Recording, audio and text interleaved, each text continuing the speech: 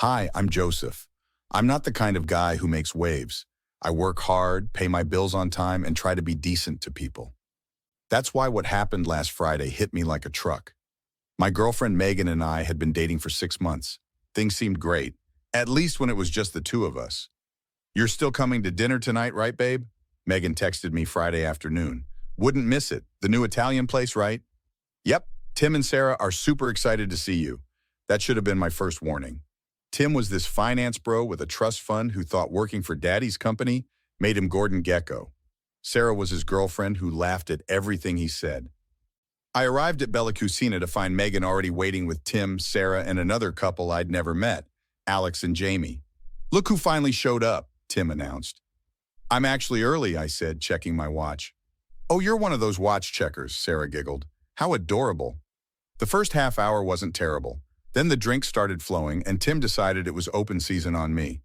So, Joseph, Megan tells us you're still driving that Honda from college, planning to upgrade anytime before retirement? My car works fine, thanks. How economical, Sarah chimed in. I bet you clip coupons, too. Hey, nothing wrong with saving money. Except when you're on a date, Tim snickered. Megan told us about that time you used a 2-for-1 deal on your 3-month anniversary. Classy move. I looked at Megan. You told them about that? Oh, come on. It was funny, she said, not meeting my eyes. When Tim started mimicking the way I apparently chewed food, I'd had enough. Can we maybe cool it with the jokes at my expense? The table went quiet. Wow, sensitive much? Tim finally said. I looked at Megan, waiting for her to say something in my defense. Instead, she sighed dramatically. Joseph, if you don't like my friend's rude jokes, just pay and leave. The table erupted in awkward laughter. Seriously? That's what you have to say? They're just joking around. Don't make a scene. Something snapped inside me. I stood up, pulled out my wallet, and dropped enough cash to cover the entire table's meals plus a generous tip. You know what? You're right. I'll pay and leave. Enjoy your dinner. I walked out, ignoring Megan's calls behind me. By the time I got home, my phone was blowing up with texts from her asking why I was overreacting. Later that night, when she still hadn't come home, I picked up her iPad to check a movie time, and that's when I saw it. Her messages were synced, and there was a group chat with Tim, Sarah, and the others. Megan, OMG, you guys, he actually left and paid for everyone. Tim, what a doormat, you called it? Sarah, how long till you drop this one? I just sat there staring at 3 more months of messages just like these. This wasn't a bad night. This was who she was. I couldn't sleep that night. I kept scrolling through Megan's messages, each one worse than the last. Photos of me she'd shared, jokes about my job, my clothes, even private stuff I'd told her in confidence. The next morning, I called my buddy Daniel to meet for coffee. Dude, you look like hell. Thanks. Feel worse than I look. I slid my phone across the table, showing him the screenshots. Daniel scrolled through them, his expression darkening. Man, I hate to say this, but I'm not surprised. Remember when we all went bowling last month? I overheard her and Sarah laughing about how you couldn't afford to take her to that fancy steak place. What? I never even mentioned that place to her. Yeah, well, she was going on about how she was going to get you to pay for her birthday dinner there anyway. I showed him texts between Megan and someone saved as Work Bay in her contacts. Daniel whistled low. So she's been stringing this other guy along too? Seems like it.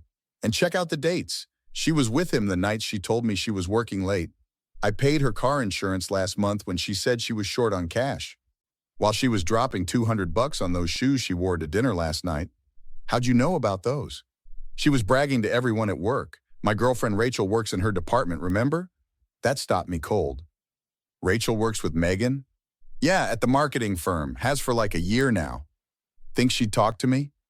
30 minutes later, we were sitting with Rachel at a sandwich shop downtown. So what exactly do you want to know? Rachel asked, fidgeting with her straw. Just whatever you've seen or heard. I'm trying to figure out who Megan really is. Rachel glanced at Daniel, then back to me. Look, I don't gossip about coworkers, but what she's doing isn't right. She talks about clients behind their backs all the time. Our boss would flip if he knew. That tracks, I said. There's more.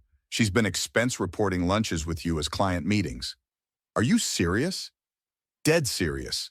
And that guy from accounting she's always texting, she told everyone you two were on a break last month when you went to visit your mom in the hospital. I pulled out my phone and started taking notes.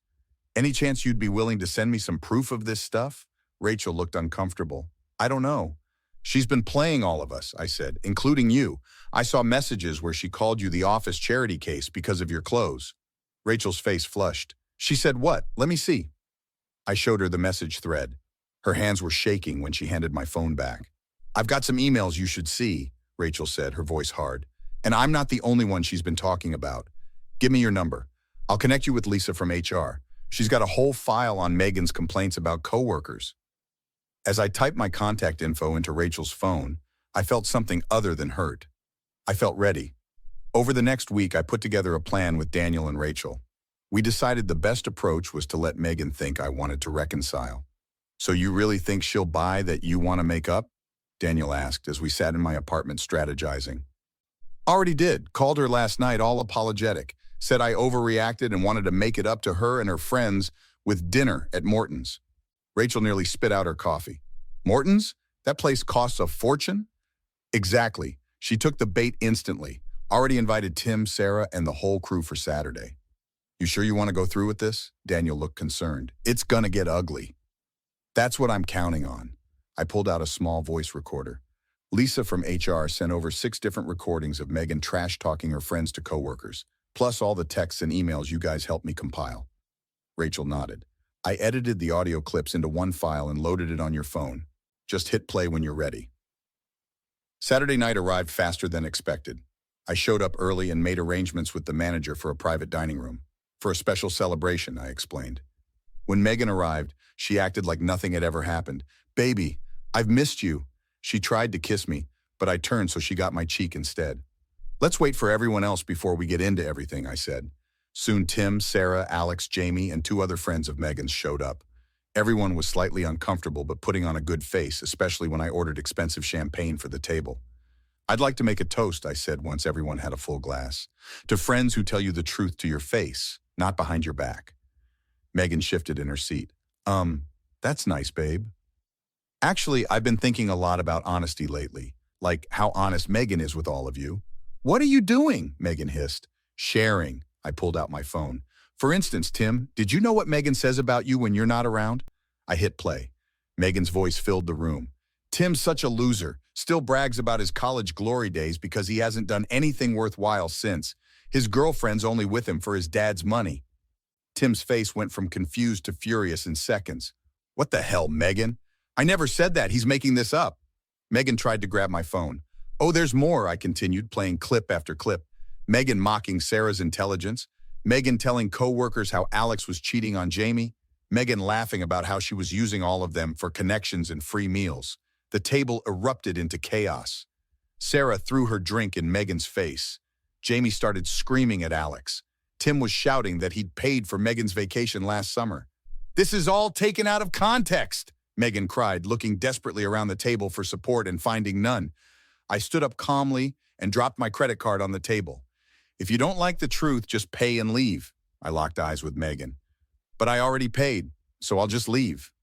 I walked out to the sound of Megan's former friends turning on her like wolves.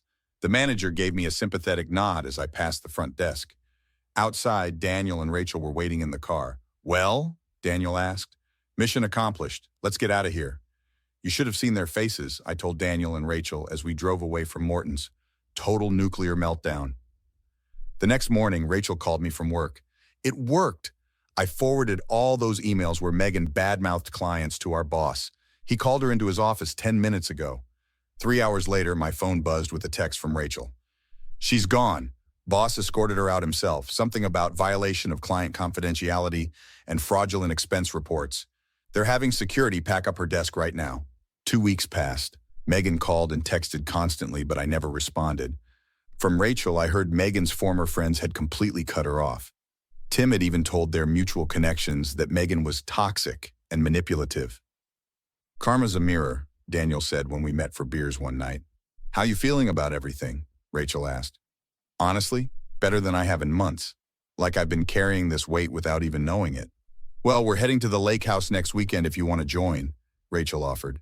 "Some friends from college are coming, normal people who don't suck." Life got better. I started hanging out with Daniel and Rachel's friend group, joined a basketball league, got promoted at work.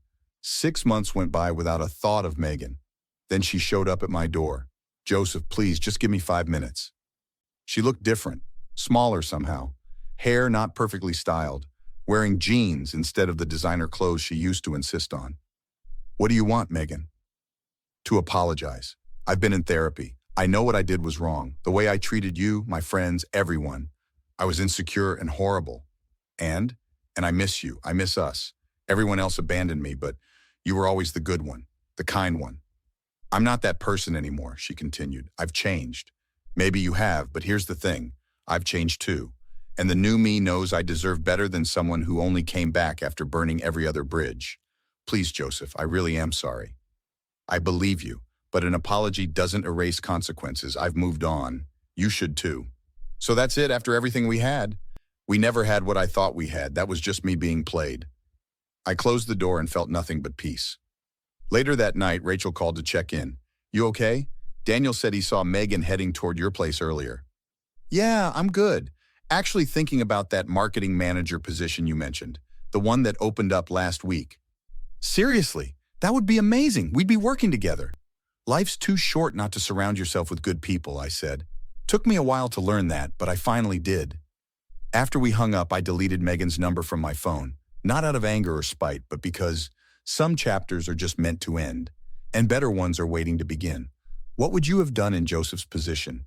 Was he right to completely reject Megan's apology after 6 months, or should forgiveness be offered even to those who've deeply betrayed us? Where's the line between self-respect and holding grudges? Share your thoughts in the comments below. I'd love to hear your perspective on whether you would have given Megan a second chance or if you believe some relationships are better left in the past. If you enjoyed this story of sweet revenge and self-respect, hit that like button and subscribe for more stories that make you think. New videos every day.